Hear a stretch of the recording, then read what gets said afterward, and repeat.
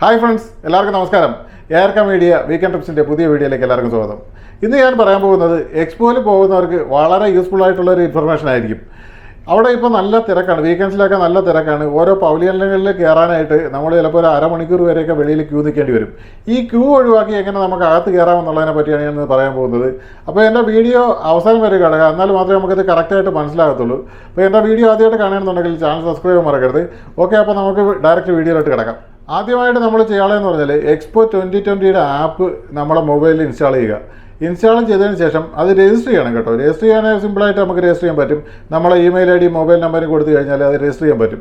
Register ചെയ്തതിന് ശേഷം നമ്മൾ ചെയ്യാളെന്ന് പറഞ്ഞാൽ നമ്മൾ ഓൺലൈനിൽ പർച്ചേസ് ചെയ്ത ടിക്കറ്റ് ഈ മൊബൈൽ ആപ്പുമായിട്ട് ലിങ്ക് ചെയ്യണം. ലിങ്ക് ചെയ്യാനായിട്ട് നമ്മൾ ചെയ്യാളെന്ന് പറഞ്ഞാൽ ഇതിലൊരു ഓപ്ഷനുണ്ട്, ലിങ്ക് ദ ടിക്കറ്റ് എന്ന് പറഞ്ഞിട്ടൊരു ഓപ്ഷനുണ്ട്. ഈ രജിസ്റ്റർ ചെയ്തതിന് ശേഷം നമുക്ക് നോക്കിയാൽ അത് കാണാം. ഇപ്പോൾ നമുക്ക് ഞാൻ സ്ക്രീനിൽ കാണിച്ചു തരാം നിങ്ങൾക്ക്.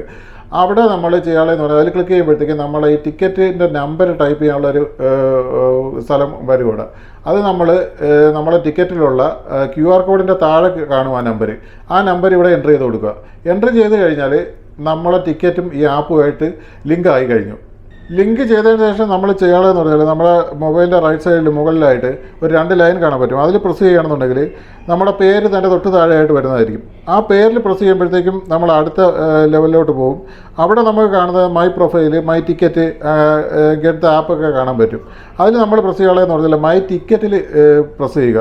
പ്രസ് ചെയ്യുമ്പോൾ നമ്മൾ പിന്നെ കാണുന്നതെന്ന് പറഞ്ഞാൽ നമ്മൾ ലിങ്ക് ചെയ്ത ടിക്കറ്റിൻ്റെ ഡീറ്റെയിൽ അവിടെ കാണാൻ പറ്റും.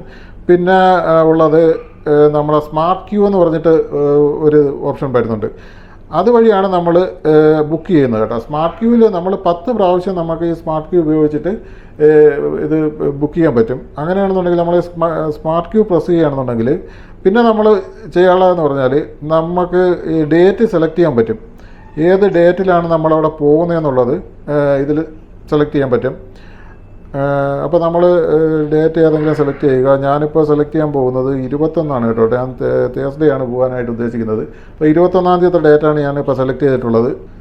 അത് കഴിഞ്ഞ ശേഷം വരുന്നതെന്ന് പറഞ്ഞാൽ മെയിൻ പവലിയൻ വരുന്നുണ്ട്, കൺട്രി പവലിയൻ വരുന്നുണ്ട്. അപ്പോൾ ഇതിൽ നമുക്ക് ഏത് വേണമെങ്കിലും സെലക്ട് ചെയ്യാം. ഞാനിപ്പോൾ മെയിൻ പവലിയനിലോട്ടാണ് പോയിരിക്കുന്നത്. അതിൽ നമുക്ക് 2-3 പവലിയനെ കാണിക്കുന്നുണ്ട്. ഓപ്പർച്യൂണിറ്റി പവലിയൻ ഉണ്ട്, സസ്റ്റൈനബിലിറ്റി പവലിയൻ ഉണ്ട്. ഞാൻ സസ്റ്റൈനബിലിറ്റി പവലിയനാണ് സെലക്ട് ചെയ്തിരിക്കുന്നത്.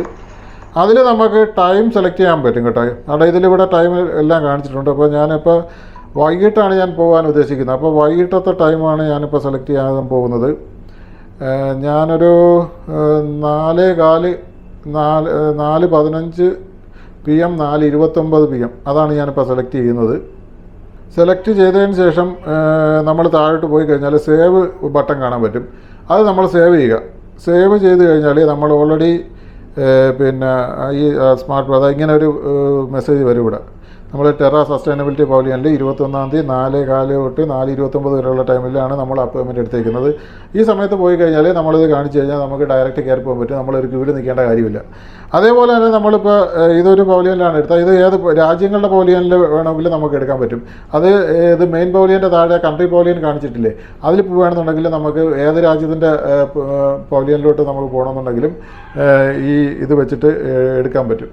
അപ്പോൾ ഇത് വളരെ യൂസ്ഫുൾ ആയിട്ടുള്ളൊരു ആപ്പാണ് കേട്ടോ. കാര്യം ഇത് നമ്മളവിടെ ചെന്ന് കഴിഞ്ഞാൽ തന്നെയും നമുക്ക് ഒരു പവലിയനിൽ നിന്നിട്ട് നമുക്ക് വേറൊരു പവലിയൻ എവിടെയാണെന്നൊക്കെ മനസ്സിലാക്കാൻ കുറച്ച് പാടാണ്. അപ്പോൾ ഈ ആപ്പിൻ്റെ ഇതിൽ നമ്മൾ സെർച്ച് ചെയ്ത് കണ്ടുപിടിക്കാനുള്ളൊരു ഓപ്ഷനുണ്ട്. അങ്ങനെയൊക്കെ നമുക്ക് കണ്ടുപിടിക്കാൻ പറ്റും നമ്മളെ തൊട്ടടുത്തുള്ള പവലിയൻ ഏതാണെന്നുള്ളതും.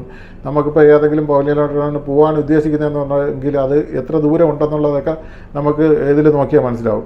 അപ്പോൾ ഇതുപോലെ ഇത് സ്മാർട്ട് ക്യൂ വഴി നമ്മൾ ബുക്ക് ചെയ്തിട്ട് പോവുകയാണെന്നുണ്ടെങ്കിൽ ക്യൂ നിൽക്കാതെ വളരെ എളുപ്പത്തിൽ നമുക്ക് ഒരു പവലിയനിൽ നിന്ന് അടുത്ത പവലിയനിലോട്ട് പോകാൻ പറ്റും. പക്ഷേ ഇതിലുള്ള പ്രശ്നം എന്ന് പറഞ്ഞാൽ 10 ഇതേ നമുക്ക് ചെയ്യാൻ പറ്റത്തുള്ളൂ. അപ്പോൾ എൻ്റെ വീഡിയോ എല്ലാവർക്കും ഇഷ്ടപ്പെട്ട് കാണുമെന്ന് വിചാരിക്കുന്നു. പുതിയ വ്യത്യസ്തമായ കാഴ്ചകളും വിശേഷങ്ങളുമായിട്ട് അടുത്ത വീഡിയോയിൽ കാണാം. ബൈ.